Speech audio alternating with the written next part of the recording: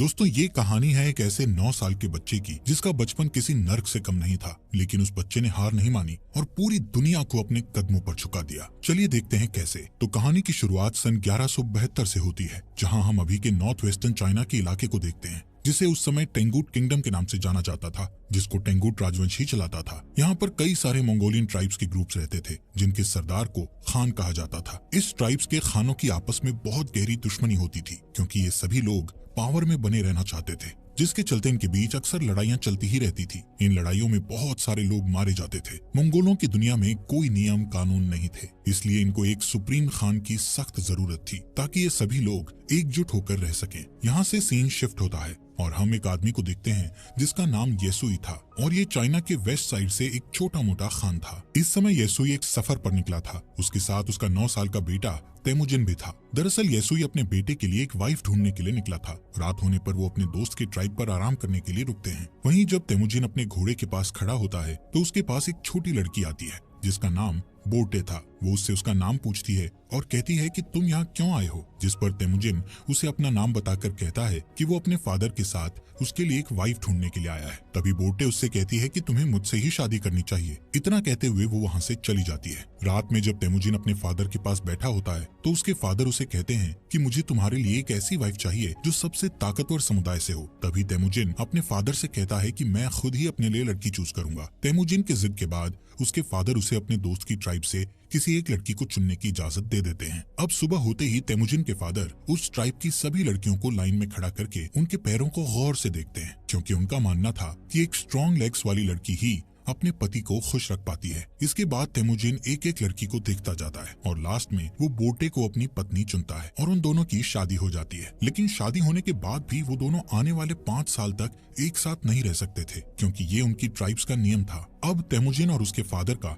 यहाँ से जाने का समय हो जाता है, लेकिन जाने से पहले तेमुजिन बोटे को एक नेकलेस गिफ्ट करता हुआ उसे कहता है कि वो उसके लिए जल्द ही वापस आएगा। यहाँ से येसुई तेमुजिन और अपने लोगों के साथ सफर पर निकल जाता है। कुछ दूर चलने के बाद वो लोग एक जगह पर आराम करने के लिए रुकते हैं। यहाँ पर वो सभी लोग काफी सतर्क थे, क्योंकि ठीक उनके सामने थोड़ी दूर एक और खान की ट्राइब के लोग बैठे थे। थोड़ी देर बाद उस खान का एक आदमी येसुई के लिए एक कटोरी में दूध लाता है, जिसका मतलब शांति का पैगाम था, और वो लोग समझौता करना चाहते थे। येसुई वो दूध की कटोरी ले लेता है और सामने बैठे खान के लिए भी अपनी तरफ से एक दूध की कटोरी भेजता है। येसुई के आदमी येसुई को खुद वो दूध पीने से पहले अपने किसी नौकर को पिलाने के लिए बोलते हैं, लेकिन येसुई उन्हें ऐसा करने से मना कर देता है, क्योंकि वो उस खान का विश्वास नहीं तोड़ना चाहता था और खुद ही वो दूध पी जाता है। दूसरी तरफ खान भी येसुई का भिजवाया हुआ दूध पी लेता है। थोड़ी देर बाद जब वो लोग अपना सफर फिर से जारी रखते हैं तो रास्ते में अचानक ही येसुई के सीने में बहुत तेज दर्द होने लगता है, जिससे वो अपने घोड़े से गिरकर मर जाता है। यहाँ हमें पता चलता है कि ये सब उस खान के दिए गए दूध के कारण हुआ था, क्योंकि खान ने उस दूध में जहर मिलाकर दिया था। तभी तेमुजिन अपने फादर के पास जाता है, लेकिन उसके साथ के सभी लोग उसे यहीं पर अकेला छोड़कर वहाँ से जाने की तैयारी करने लगते हैं, क्योंकि उनके बीच एक परंपरा थी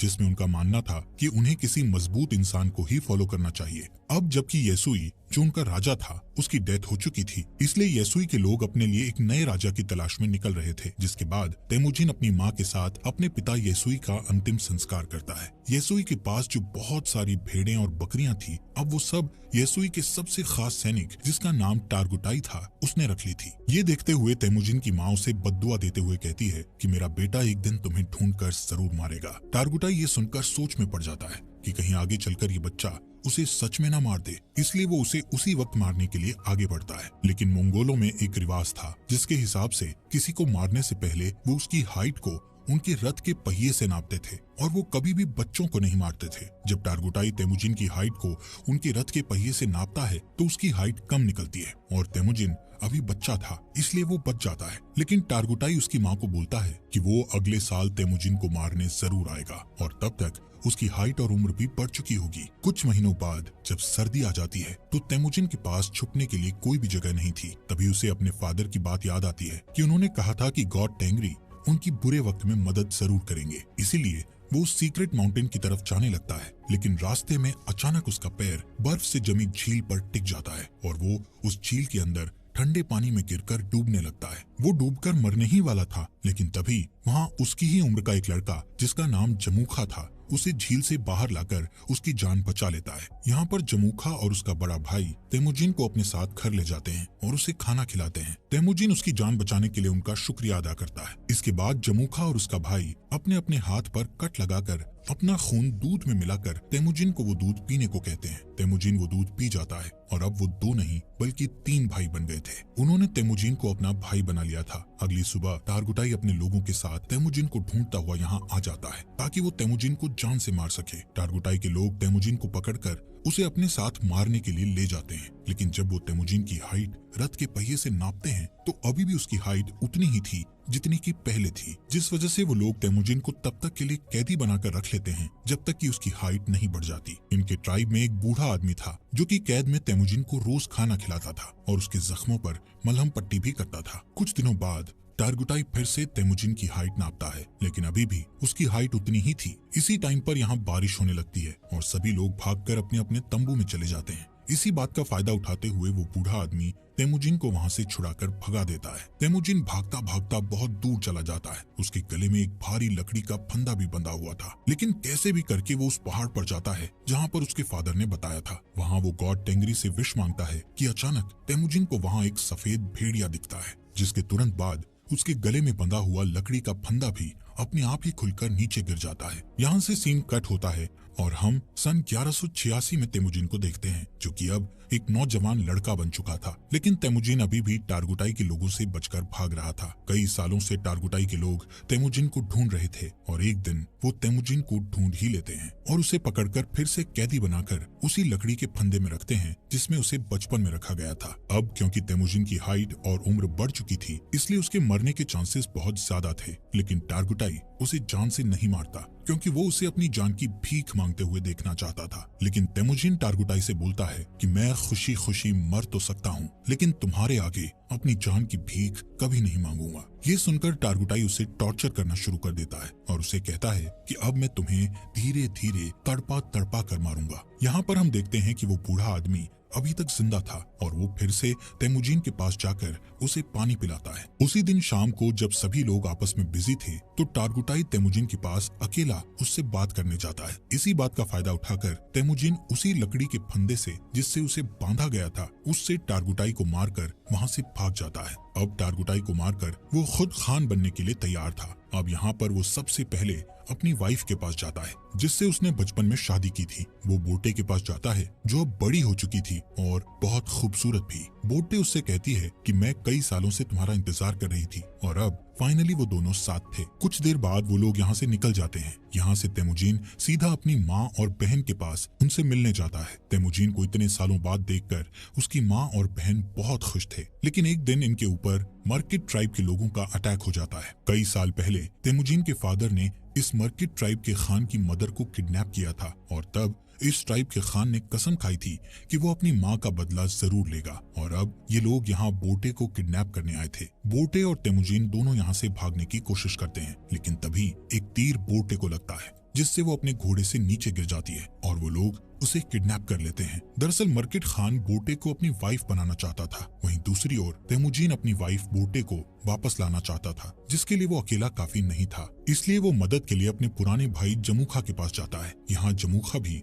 एक ट्राइब का खान था जो कि बहुत पावरफुल ट्राइब थी। जमूखा तेमुजिन की मदद करने के लिए तैयार था, लेकिन लड़ाई के लिए वो तेमुजिन को 1 साल का इंतजार करने के लिए कहता है क्योंकि उसे बाकी ट्राइब्स पर अटैक करके उन्हें अपने अंडर लेना था। समय के साथ साथ 1 साल भी बीत जाता है और वो वक्त आ जाता है जब वो दोनों भाई मिलकर अपनी सेना लेकर मर्किट ट्राइब पर अटैक करते हैं। लड़ाई में वो सभी लोगों मर्किट ट्राइब के खान और उसकी सेना को मारकर उनका जरूरी सामान अपने साथ उठा लेते हैं। वहीं एक टेंट में बोटे बैठी थी जो कि प्रेग्नेंट थी। इसके बावजूद भी तेमुजिन उसे अपना लेता है। उसी रात ये लोग अपनी जीत का जश्न मनाते हैं और तेमुजिन के साथ और भी कई लोग जुड़ जाते हैं जो उसे वहाँ मिले सामान को सभी में बांटने के लिए कहते हैं, जिसमें से तेमुजिन सिर्फ 10% सामान ही अपने पास रखता है और बाकी 90% वहाँ के लोगों में बांट देता है। तेमुजिन उन मरे हुए लोगों के परिवारों को भी कुछ सामान देता है जिन्होंने लड़ाई में अपनी जान गंवाई थी। तभी यहाँ जमूखा के 2 लोग ये सब देखते हैं और तेमुजिन की ट्राइब के साथ जुड़ जाते हैं। अब क्योंकि मंगोल्स में शुरू से ही ये नियम था कि वो अपने खान को खुद ही चुन सकते थे, जिसमें जमूखा चाहकर भी कुछ नहीं कर सकता था। लेकिन ये देखकर कि उसकी ट्राइब के 2 लोग तेमुजिन की ट्राइब में चले गए हैं, उसके मन में तेमुजिन के खिलाफ दुश्मनी बढ़ जाती है। नेक्स्ट सीन में तेमुजिन के आदमी जमूखा के आदमियों को उनके घोड़े चुराते हुए देख लेते हैं। तभी जमूखा के आदमी बचकर वहां से भागने लगते हैं, जिसके बाद तेमुजिन के आदमी गुस्से में गलती से उन्हें जान से मार डालते हैं। लेकिन जब वो लोग जमूखा के उन लोगों को देखते हैं तो उन्हें पता चलता है कि उनमें से एक आदमी जमूखा का बड़ा भाई था। और अब जैसे ही जमूखा को इसके बारे में पता चलता है तो वो तेमुजिन को जान से मारने की ठान लेता है, क्योंकि उसे अपने भाई की जान का बदला लेना था, जिसके लिए जमूखा आसपास के और ट्राइब्स के खानों से हाथ मिला लेता है और अपनी एक बड़ी ट्राइब बनाकर तेमुजिन की ट्राइब पर अटैक कर देता है। तेमुजिन जानता था कि वो लोग ये जंग नहीं जीत सकते, क्योंकि उसके पास इतने सैनिक नहीं थे जितने जमूखा के पास थे। इसलिए वो अपनी ट्राइब की औरतों और बच्चों को वहां से जाने के लिए कहता है और बाकी लोगों को लड़ने के लिए बोलता है। इस लड़ाई के बीच तेमुजिन अपने सैनिकों के साथ हार जाता है और जमूखा उसे और उसके सैनिकों को बंदी बना लेता है। जमूखा तेमुजिन को अभी भी भाई बोलता था, लेकिन वो अपने बड़े भाई की जान का बदला लेना चाहता था, इसलिए वो तेमुजिन को अपनी जान बचाने के लिए गिड़गिड़ाते हुए देखना चाहता था। इसके बाद वो तेमुजिन को अपना गुलाम बना लेता है और किसी और ट्राइब के लोगों को बेच देता है, जहां सजा के तौर पर तेमुजिन को रेगिस्तान में काफी दूर पैदल चलना पड़ता है। बहुत दूर चलने के बाद ये लोग एक शहर पहुंच जाते हैं जहां टेंगुट डायनेस्टी का शासन था। ये लोग तेमुजिन को एक जगह बैठाते हैं ताकि दूसरे लोग उसको देखकर उसे खरीद सकें। एक दिन इस सल्तनत का राजा बाजार आया हुआ था, तभी वो तेमुजिन को देखता है और उसे चंद पैसों में खरीदने के लिए अपने लोगों से बात करता है। लेकिन उस राजा के लोग तेमुजिन को खरीदने से उसे मना करते हैं, लेकिन फिर भी वो तेमुजिन को खरीद लेता है। इसके बाद तेमुजिन को एक पिंजरे जैसे कमरे में रखा जाता है जो शहर के बीचों बीच था, ताकि बाहर से लोग उसे देखकर हंस सकें और उसका मजाक उड़ाते हुए मस्ती कर सकें। यहाँ पर तेमुजिन को देखने के लिए एक बुद्धिस्ट मंक हर रोज आता था और उससे माफी मांगता था। एक दिन तेमुजिन बुद्धिस्ट मंक के साथ एक समझौता करता है कि अगर तुम मेरी वाइफ को ढूंढोगे तो मैं आगे चलकर इस गांव को कभी नुकसान नहीं पहुंचाऊंगा। जिसके बाद वो बुद्धिस्ट मंक बोटे को ढूंढने के लिए रेगिस्तान में निकल जाता है, लेकिन बुद्धिस्ट मंक एक बूढ़ा इंसान था, इसलिए वो गर्मी के मारे बेहोश होकर वहीं मर जाता है। वहीं खुशकिस्मती से बोटे को उस मरे हुए बुद्धिस्ट मंक के पास वही नेकलेस मिलता है जो उसे तेमुजिन ने दिया था, जिससे उसे पता चल जाता है कि तेमुजिन अभी भी जिंदा है। इसके बाद बोटे अपने पति को ढूंढने के लिए शहर में निकल जाती है और यहाँ पर उसे तेमुजिन एक पिंजरे में बंधा हुआ मिलता है। उसी रात बोटे यहाँ के सिपाही को रिश्वत देकर तेमुजिन को यहाँ से भगा लेती है और तेमुजिन देखता है कि उसका बेटा बड़ा हो चुका है और बोटे की एक बेटी और भी है। बोटे तेमुजिन को घर ले आती है। यहाँ अब पूरा परिवार हंसी खुशी रहने लगता है। एक दिन बोटे तेमुजिन से कहती है कि सभी मंगोल्स एक जैसे ही होते हैं, सभी चोरी करते हैं और एक दूसरे को मारते हैं। मंगोल्स के लिए ये चीज एक आम बात है, लेकिन बोटे की इस बात का तेमुजिन पर बहुत गहरा प्रभाव पड़ता है और वो अपनी फैमिली को छोड़कर वहाँ से निकल जाता है। वो डिसाइड करता है कि अब वो सभी ट्राइब्स को मिलाकर एक नया मंगोल राज बनाएगा, जिसमें सभी के बीच नियम और कानून होंगे। तेमुजिन अब डिसाइड कर चुका था कि अगर इस काम को पूरा करने के लिए उसे किसी की जान भी लेनी पड़े तो वो पीछे नहीं हटेगा। वो 3 नियम बनाता है, जिसमें पहला नियम था कि औरतों और बच्चों को कभी नहीं मारा जाएगा। दूसरा नियम था कि दुश्मन से मरते दम तक लड़ा जाएगा और तीसरा नियम ये था कि कोई भी अपने खान को धोखा नहीं देगा। यहाँ से सीन कट होता है और हम सन 1196 को देखते हैं, जहाँ कई साल पहले तेमुजिन ने कसम खाई थी कि वो मंगोल की बड़ी आर्मी बनाएगा और अब उसने बहुत सारी ट्राइब्स को जीतकर एक साथ जोड़कर एक बड़ा मंगोल बना लिया था। अब उसके रास्ते में एक ही रुकावट थी जो उसको राजा बनने से रोक रही थी, और वो रुकावट और कोई नहीं बल्कि उसका भाई जमूखा ही था। जमूखा के पास भी एक बहुत बड़ी आर्मी थी और वो दोनों एक जंग के मैदान में अपनी पूरी आर्मी लेकर लड़ाई के लिए तैयार थे। यहाँ पर तेमुजिन जमूखा को उसका भाई होने के नाते उसके साथ जंग करने की बजाय उसको समझाना चाहता था, लेकिन जमूखा